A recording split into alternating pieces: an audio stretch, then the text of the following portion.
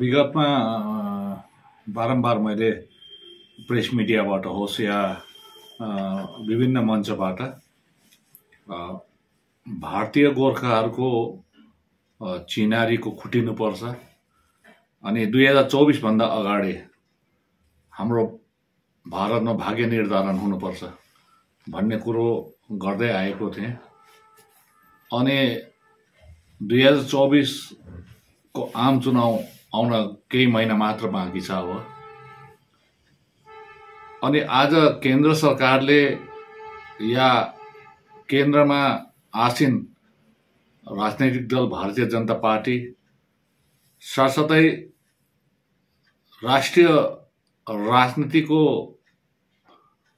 राजनीतिमा जति पनि संलग्न राजनीतिक दलहरू छन् उनीहरूको गोर्खा जातिप्रतिको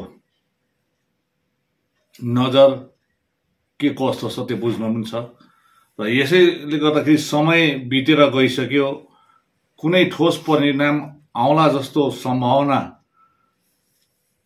अलिकति पनि नदेखिँदाखेरि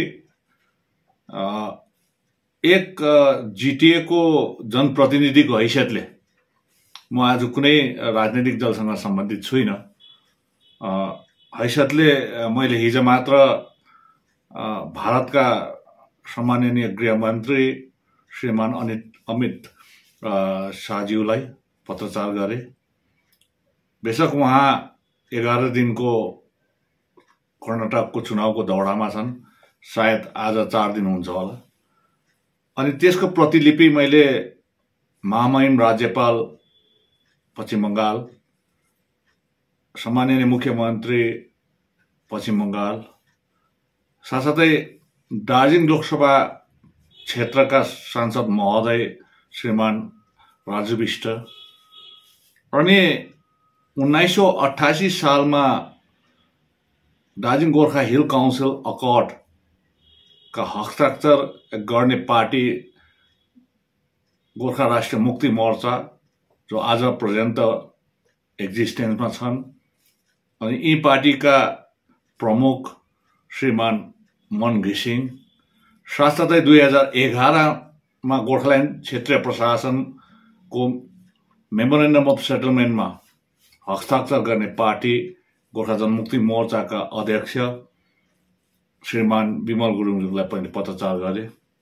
अनि पत्रमा यही मैले भनेको छु कि यहाँको राजनैतिक स्थिति डमाडोल छ, साथसाथै दार्जिलिङ गोर्खा हिल काउन्सिल को लिग्यालिटी माथि स्वर्गीय सुभाष घिसिङज्यूले माननीय सुप्रिम कोर्टमा एक याचिका दायर गरेको थियो, जसलाई सुप्रिम कोर्टमा सुनवाई भए पश्चात कलकत्ता हाइकोर्टलाई रेफर गरिएको थियो। आज पर्यन्त त्यो लिग्यालिटी जुन गोर्खाल्यान्ड क्षेत्रीय प्रशासनको लिग्यालिटी माथिको याचिका पेन्डिङ छ कलकत्ता हाइकोर्टमा। अनि साथै 2016 मा म स्वयंले एक जिटिएको एक्जिक्युटिभ मेम्बरको नाताले पश्चिम बङ्गाल सरकारबाट एक्ट र मेमोरेन्डम अफ सेटलमेन्टको मुताबिक विभागहरू हस्तान्तरण गरिएको छैन भन्नेमा मैले सुप्रिम कोर्टमा याचिका दायर गरेको थिएँ। अनि त्यो पछि गएर सुनवाई भएको थियो। अनि 5 वटा सुनवाई पश्चात 20 तारिक अप्रिल 2017 को दिन माननीय सुप्रिम कोर्टको 3 बेन्चले यो म्याटरमा एउटा भर्डिक्ट एउटा रुलिङ दियो अनि डिस्पोज अफ पनि गर्यो कि अहिले म्याटर पेन्डिङ छ यही विषय लिएर। भन्नुको मतलब चाहिँ दार्जिलिङ गोर्खा हिल काउन्सिलको जुन म्याटर थियो त्यो पेन्डिङ भएकोले गर्दाखेरि यो केस पनि कलकत्ता हाइकोर्टलाई नै रेफर गरिन्छ। अनि यो कलकत्ता हाइकोर्टले यो माथि विचार र निर्णय लिनेछ भनेर त्यो डिस्पोज अफ गरेको थियो। तर आज वैधानिक रूपले पनि यी 2वटा याचिकाहरू मुद्दाहरू कलकत्ताको हाइकोर्टमा जीवित अवस्थामा छन्। त्यसले गर्दाखेरि राजनीतिक स्थिति त डमाडोल छ, साथसाथै कानुनी तौरमा पनि अदालती तौरमा पनि यो एउटा भ्याक्युम जस्तो भएर बसिरहेको छ। अर्को कुरो जिटिए एक्जिस्टेन्समा आए तापनि 2011 को एक्टले एक्जिस्टेन्समा ल्याए तापनि भारतको संविधानको 243 मा आज पर्यन्त पनि दार्जिलिङ गोर्खा हिल काउन्सिल भनेर नै इङ्कित छ, त्यसमा एमेन्डमेन्ट भएको छैन र यहाँ संवैधानिक अडचन पनि देखा परेको छ। साथसाथै पार्लियामेन्टरी संसदीय अडचन पनि छ। जबसम्म संसदमा यी कुरोहरूलाई समीक्षा गरेर कुनै एमेन्डमेन्ट आइँदैन तबसम्म यहाँको जुन प्रकारको राजनीतिक स्थिति, अदालती स्थिति, संवैधानिक स्थिति स्पष्ट हुने छैन, यसको कुनै प्रकारको नियुक्ति भएको हुँदैन। यसोस्ले गर्दाखेरि यी चारवटा मुख्य कुरालाई लिएर मैले भारतको गृहमन्त्रीलाई चाँडोभन्दा चाँडो त्रिपक्षीय समीक्षा सभा ट्रापाटाइट रिभ्यू मिटिङ बोलाएको हुनुपर्छ भन्ने छ। र आजसम्म म तपाईँलाई स्मरण गराउन चाहन्छु कि डिजिएससी को टाइममा पनि स्वर्गीय सुभाष सिंहज्यू जीवित रहँदा पनि, उहाँ चेयरम्यान हुनुहुँदा पनि एकैपल्ट मात्रै भएको थियो, त्यो तपाईँको 7 तारिक फरवरी 2001 मा। तत्पश्चात सेकेन्ड राउन्डको ट्रापाटाइट रिभ्यू मिटिङ भएन। अनि 2011 को जिटिए गठन भए पश्चात पनि यहाँनिर रिभ्यू मिटिङको नाममा 2015 मा र त्योभन्दा अगाडि 2013 मा भएको हो, तर त्यसको कुनै आधिकारिक रिपोर्ट प्राप्त छैन। र त्यसले गर्दाखेरि आधिकारिक तौरमा त्रिपक्षीय समीक्षा डाकिनुपर्छ भन्ने मेरो माग हो। र यो राजनीतिक स्थिति, संवैधानिक विषयवस्तु, अदालती विषयवस्तु अनि संसदीय विषयवस्तुलाई समेटेर अहिलेको वर्तमान स्थितिमा यो मतलब ट्रापाटाइट रिभ्यू मिटिङ डाकिनुपर्छ भन्ने एकदमै खाँचो छ, आवश्यकता छ। यसोस्ले गर्दाखेरि मैले भनेको छु हैन। हिजो प्रशासनिक तौरमा प्रशासनिक हेडहरूलाई मैले यो पत्रचार गरेको थियो र आज चाहिँ भने मैले राज्यको चुनाव आयोगको मुख्य चुनाव अधिकारी उहाँलाई मैले पत्रचार गरेको छु र तपाईहरुलाई त्यो पत्रचार यहाँ देखाइदिन्छु। र यो पत्रचारमा मैले 2 पन्ने पत्रचार छ यो, अनि जसमा पश्चिम बंगाल राज्यका मुख्य चुनाव अधिकारी doctor Ariz Aftab, chief electoral officer West बेंगललाई पठाएको छु। यसको कपी डिस्ट्रिक्ट इलेक्टोरल अफिसर जो डिस्ट्रिक्ट मेजिस्ट्रेट दार्जिलिङ पनि हो उहाँलाई पनि पठाइदिएको छु, अनि district electoral officer district magistrate कालिम्पोङलाई पनि पठाएको छु। र यसमा तपाईलाई अलिकति म विवरण दिन चाहन्छु कि तपाईहरुलाई विदितै भएको कुरो हो कि 1988 साल जब दागोपाप दार्जिलिङ गोर्खा हिल काउन्सिल एक्जिस्टेन्समा आए, त्यस समयदेखि डिजिएससी एक्टमा 2 स्तरीय पञ्चायती व्यवस्था हुने त्यहाँ प्रावधान छ, तर 1 स्तरीय मात्रै गरेर गयो। अनि अन्तिम चुनाव 2000 सालमा भएको थियो, जसको म्याद 2005 मा सकियो पनि। तत्पश्चात पहाडमा कुनै पञ्चायती व्यवस्था आएको छैन। तर त्यसको पछाडि 2011 मा भने फेरि जिटिए आउँदाखेरि जिटिए को एक्टमा त्यहाँनिर 3 स्तरीय पञ्चायती व्यवस्था हुनुपर्ने लेखिएको छ। र आज मेरो तर्फबाट उहाँलाई चुनाव आयोगलाई, राज्य चुनाव आयोगका मुख्य चुनाव अधिकारीलाई यो भनेको छु कि भारतको संविधानलाई सम्मान गर्दै साथसाथै जिटिए एक्ट 2011 को धाराहरूलाई मान्यता दिँदै दार्जिलिङ पहाडको 2वटा जिल्ला, दार्जिलिङ जिल्ला अनि कालिम्पोङ जिल्लामा 3 स्तरीय चुनाव हुनुपर्छ भन्ने मैले माग गरेँ अनि उहाँलाई लेखेको छु। अनि त्यसको उहाँलाई रेफरेन्सको लागि मैले यहाँनिर देख्नुहुन्छ होला गोर्खाल्यान्ड टेरिटोरियल एडमिनिस्ट्रेसनको एक्टको त्यो प्रमुख भागहरू मैले हाइलाइट गरेर पठाइदिएको छु, जहाँनिर चाहिँ यो 3 स्तरीय ग्राम पञ्चायतको कुरोहरू लेखिएको छ। यिनीहरू मैले हाइलाइट गरेर पठाइदिएको छु यो सबै। त्यसले गर्दाखेरि अर्को चाहिँ मैले Darjeeling Gorkha hill council act 1988 लाई पनि पठाइदिएको छु, जहाँनिर यो लेखिएको छ 2 टायर सिस्टम, यो पनि मैले पठाइदिएको छु।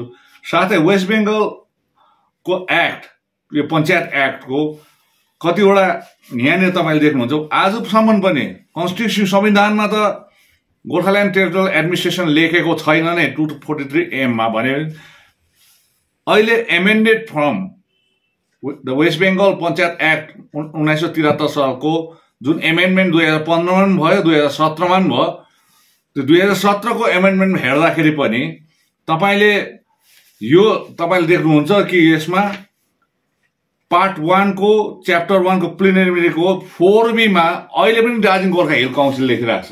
बंगालको पञ्चायत एक्टमा पनि भारतको संविधानमा त कुनै एमेन्डमेन्ट आएन। पश्चिम बंगाल सरकारले पनि यहाँ पनि जिटिए लेखेको छैन, गोर्खाल्यान्ड क्षेत्रीय प्रशासन लेखेको छैन।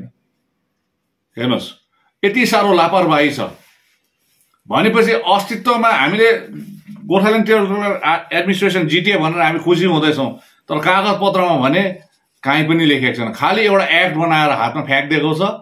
अरू उहाँले जहाँनिर संशोधन गर्नुपर्ने त्यो संशोधन गरिएको छैन। यो पनि मैले पठाइदिएको छु। अनि साथसाथै 11C मा पनि hill areas has the same meaning in the Darjeeling Gorkha hill council act भनेर लेखेको छ। यो पनि पञ्चायत एक्टमा मैले पञ्चायत एक्ट पनि पठाइदिएको छु, उहाँलाई रेफरेन्स गर्नु। र उहाँलाई मैले माग गरेको छु कि दार्जिलिङ पहाडमा यी सम्पूर्ण विषयवस्तुलाई समेटेर जुन यहाँ बाधा र अडचन छ या असंवैधानिक कुरोहरू भइरहेको छ या अवैधानिक कुरोहरू भइरहेको छ अनि अधिनियममा धरि संशोधन भएको छैन भनेर चाहिँ उहाँलाई जनाएर मैले 3 स्तरीय ग्राम पञ्चायत हुनुपर्छ भन्ने माग गरेको छु। यो वेस्ट बेङ्गल पञ्चायत एक्टको एमेन्डमेन्ट फर्म हो, यो मतलब 2017। यसमा तपाईँले हेर्नुहोस् अहिले पनि वेस्ट बेङ्गलले पनि 2011 मा जिटिए आए तापनि 2015 को एमेन्डमेन्ट पनि गरेन, 2017 मा पनि एमेन्डमेन्ट भएको छैन। दार्जिलिङ गोर्खा हिल काउन्सिलले लेखिरहेको छ। केवल एक्टमा 2011 को एक्टमा मात्रै 10 किसिमको लेखेर दिएको छ। र यसमा आपत्ति जनाउँदै मैले चुनाव आयोगलाई आज चिठी पत्रचार गरेको छु।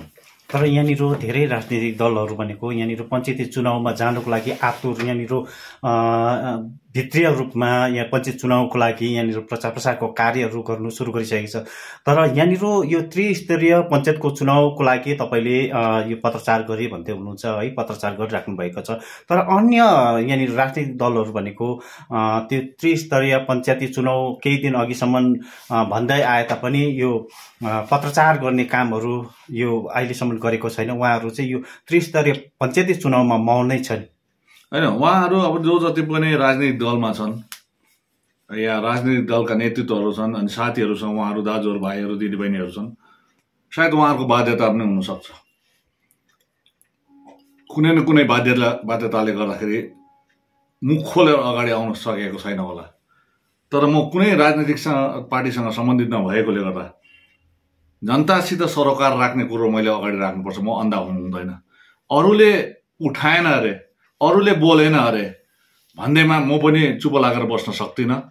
मैले तपाईलाई 27 तारिक डिसेम्बर 2022 को दिन गोर्खा स्वाभिमान संघर्ष समितिको जुन उसमै मैले भनेको छु कि अबको रहल मेरो जीवन दार्जिलिङ पहाड तराई र डुवर्सको आम नागरिक जनता र गोर्खा शान्तिको लागि हुन्छ भनेपछि मैले जे कुरोहरू आज कमी देख्दैछु, जहाँनिर त्रुटि देख्छु त्यो गर्दैछु।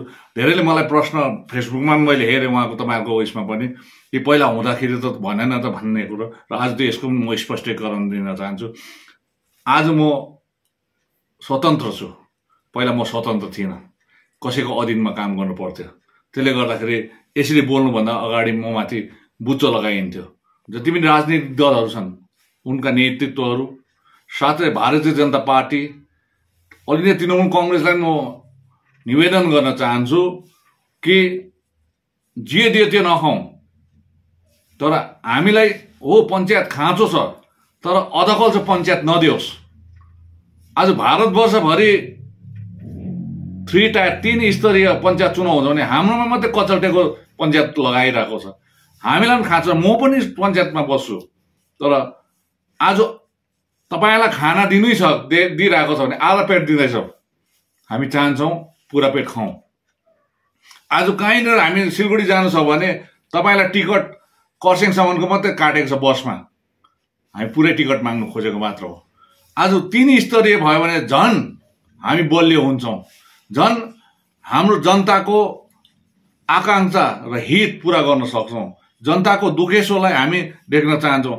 जति मोर पावर त्यति नै जनतालाई फाइदा हुन्छ। त्यसले गर्दाखेरि मैले यो लेखिदिएको हो र आज तपाईँलाई भन्न चाहन्छु, अब यो कुरोहरू माथि जसरी मैले विमल गुरुङ दाजुलाई मैले चिठी लेखेँ, मन घिसिङ भाइलाई, उहाँहरूले पनि चाँडोभन्दा चाँडो एउटा बैठक राखेर उहाँहरूको पार्टीमा बैठक राखेर यो कुरोमा पनि एउटा चर्चा परिचर्चा गर्ने म अनुरोध गर्छु। साथै अन्य राजनैतिक दलहरूले पनि यो माथि चर्चा परिचर्चा गरोस्। हामी चुनावलाई पर्वको हैसियतले नलिउँ, यो हाम्रो लागि एउटा परीक्षा हो। यो योपालिको पञ्चायत चुनाव परीक्षा हो। जिते त चुनाव त केही पनि होइन, तर यो संविधानले दिएको चुनाव हो। संविधानमा इङ्कित विषयवस्तुलाई लिएर व्यवस्थालाई लिएर आज आउँदैछ भनेपछि यसमा सबै चिन्तित हुन आवश्यक छ। सबैलाई म आह्वान गर्छु, भन्न चाहन्छु कि हामी सबै नै पहाडवासीको हितलाई लिएर 3 स्तरीय चुनाव व्यवस्थाको निम्ति हामी एकजुट हुनु आवश्यक छ। यदि हामी एकजुट भयौँ भने यो नौका पार हुन सक्छ। मेरो दाजुहरू, मेरो दिदीहरू, मेरो भाइहरू, मेरोसँगै समकालीन राजनीतिक नेतृत्वहरू जो जति हुन्छ पहाड, उहाँहरू सबैलाई म बुद्धिजीवीलाई जो राजनीतिक क्षेत्रमा सचेत नागरिक छन् उहाँहरूलाई म यही अपिल गर्न चाहन्छु कि हामी अब अधकल्चो पञ्चायत व्यवस्थामा नजाउँ। अब संविधानको प्रावधानले दिएको 3 स्तरीय पञ्चायतमै जाउँ। आज दार्जिलिङ जिल्लाबाट अलग भएर कालिम्पोङ जिल्ला गठन भएको छ 2017मा। आज त्यो पनि मैले लेखिदिएको छु, यहाँनिर चिठीमा लेखिदिएको छु मैले। आज हाम्रो चुनाव आयोगलाई, मुख्य चुनाव आयोगलाई, Kalimpong district formed the 21st district of West Bengal in 2017 by separating the hilly areas of Darjeeling district। 2017मा 21औं जिल्ला भएको छ कालिम्पोङ। र आज जति बेला एक्ट 2011को एक्ट बनियो त्यति बेला कालिम्पोङ जिल्ला थिएन। जति बेला 1988 सालको डिजिएसी एक्ट बनियो त्यति बेला कालिम्पोङ जिल्ला, तर अहिले कालिम्पोङ जिल्ला एक्जिस्टेन्समा छ। र हामी चाहन्छौँ दुईटै जिल्लामा जिल्ला परिषद हुनुपर्छ। दार्जिलिङ जिल्लामा पनि कालिम्पोङ जिल्ला अझै मजबुत भएर जान्छ। हेर्नुहोस्, तर एउटा सिधा विचारले पनि सोच्नुहोस् न, पावर ज्यादा भएर जान्छ। 2-2वटा जिल्ला परिषदको माथि जिटिए बस्छ, या भोलि बस्ला नबस्ला त्योभन्दा अर्को एउटा प्रशासनिक व्यवस्था पनि बस्ला, कन्स्टिट्युसनल संवैधानिक व्यवस्था बस्ला। त त्यो मुनि त जिटिए यो के अरे जिल्ला परिषद बस्छ। म्युनिसिपालिटी 4-4वटा छ। आज म्युनिसिपालिटीमा पनि म भनिराख्न चाहन्छु, नोटिफाइड एरिया हो मिरिक। भोलिको दिनमा यसमा पनि म चिठी लेख्छु, यो नोटिफाइडबाट फुल फ्लेजेड हुनुपर्छ भन्ने म चिठी लेख्छु यसमा पनि।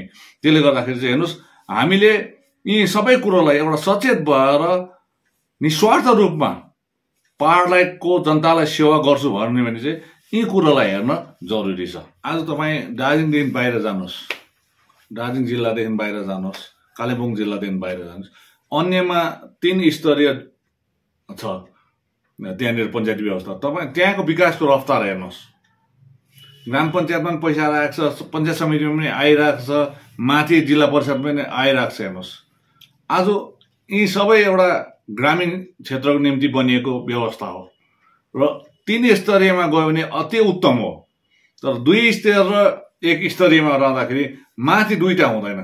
हेर्नुहोस्, यो 2टा नहुँदाखेरि बिचमा ठुलो एउटा ग्याप रहेकोले गर्दाखेरि दार्जिलिङको ग्रामीण, दार्जिलिङ पहाडको ग्रामीण जनताले यसले जुन सहुलियत या जुन अधिकार र जुन हित उपभोग गर्न सक्छ त्यो गर्न सकिँदैन। त्यसले गर्दाखेरि 1 स्तरीय गरियो भने त अति दुर्भाग्य हो, 2 स्तरीय गरेर पनि दुर्भाग्य हो। म त चाहन्छु आफ्नो सौभाग्य, ग्रामीण क्षेत्रको लागि सौभाग्य हो भने 3 स्तर हुनुपर्छ।